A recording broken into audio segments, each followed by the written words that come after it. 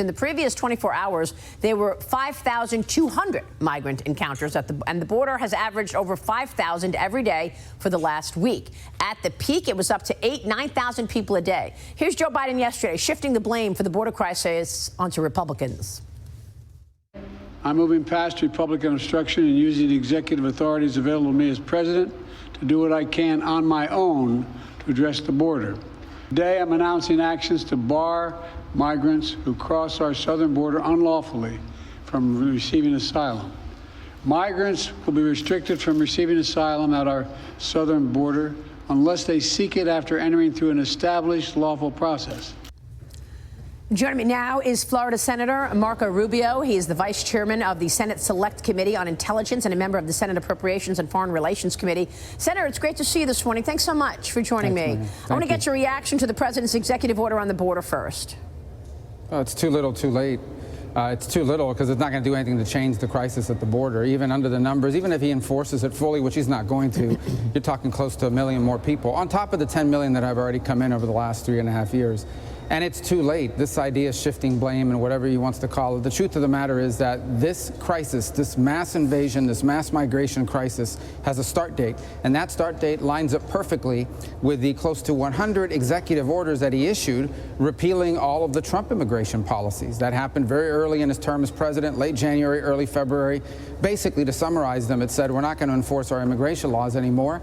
And, you know, illegal immigration is almost entirely based on incentives. If people think they can come and that it's going to be easier to come and easier to stay, more people will come. If they think the opposite, less people will come. And he sent that signal. That's when this started. Then he spent 3 years denying there was a crisis.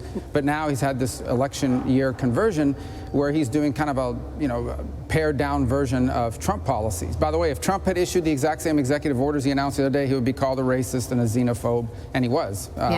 But for those sorts of things. So it's too little, too late. Well, it's not real, I mean, unfortunately. These are national security issues, as you are well aware and have spoken about this so much. It's very concerning to me that this week, again, we heard FBI Director Christopher Wray telling a Senate Appropriations Subcommittee on Tuesday there's an increasing concern of a potential coordinated attack in the United States, similar to the ISIS-K attack in March at a concert hall in Russia. What can you tell us about that?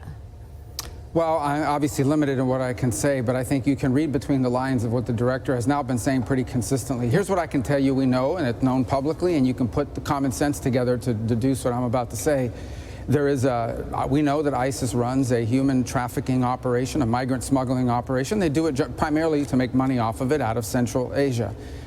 We know, and common sense tells you, that if ISIS wanted to get terrorists into the United States, it would make sense that they would use their migrant smuggling operation to get those people into the country. And so I think we have strong reason to believe that there are people in the United States, as I speak to you now, that are here for the purposes of carrying out one or more terrorist attacks. I think that's just logic and common sense that tells you that. These are parts of the world, these are countries in Central Asia where we can't vet people from there. We don't have a lot of information on people from that area. And the governments there don't keep records of it. So if someone shows up at the border, even if it's really them, we have no database to check them against.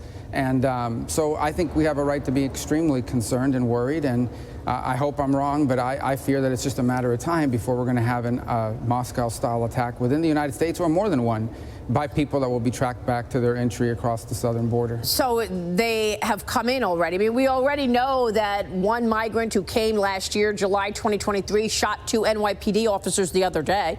Another one we know killed Laken Riley. You're saying that they have already come from the open border and are in this country right now, likely. I think you can assume that among 9 million people and ISIS controlling a migrant smuggling ring, that they've gotten people into the country, and that is separate and on top of the crime problem you've described. Wow. You know, I've been the Venezuelan community in the United States, people that have arrived over the last few years seeking asylum, have been telling me for a year and a half that dangerous gang members from Venezuela are getting into the United States. And, you know, a year ago I had no way to sort of prove it. I listened, I believed them, but I couldn't prove it. Now we are seeing the results of it. A very dangerous gang, Tren de Agua, is a gang from Venezuela. It's wreaked havoc throughout Central and South America, and it's worked its way into the United States and has now been linked to human smuggling and sex trafficking operations in the U.S., violence in New York, violence in Chicago, potentially violence in Miami and in other places. That shooting again. Wow. So these people, by the way, are criminals, right? They're not committing crimes because they're Venezuelans or because they're migrants. They're committing crimes because they're criminals. They were criminals in their country, right. and now they're criminals here. And I think it's outrageous that they've been allowed into the country. That person that shot the police officer actually had his ICE deportation or asylum case dismissed. You know, yeah. he's just free in the U.S. and they weren't trying to remove him from the country. Well, I mean, you make such an important point, and the NYPD told us about that very dangerous gang months ago. They told us that this Tren El Agua gang from Venezuela is raging in New York City right now. Here's Paul Morrow with me just recently. Watch this. Tren de Aragua. Well, first of all, they're identifiable by their tattoos, but they twig to the fact that Border Patrol is looking at the tattoos. So now what's going on is they're telling them, don't get your gang tat until you get into the country, because they want to get them past the border.